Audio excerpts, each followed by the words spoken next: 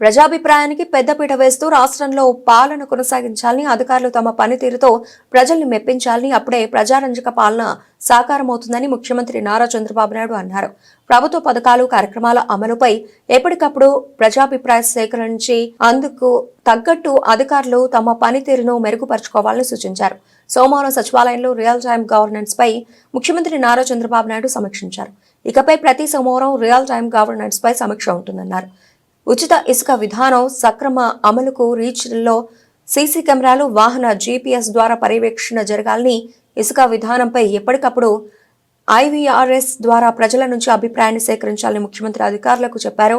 రైతులకు డ్రోన్లు వినియోగం అందుబాటులోకి తెస్తే వారికి సమయంతో పాటు అదనపు ఖర్చు తగ్గుతుందని అన్నారు. ఇక నుంచి టెక్నాలజీ ఇంటిగ్రేషన్ తో పాటు ఆడిట్ కూడా ఉంటుందని ముఖ్యమంత్రి స్పష్టం చేశారు.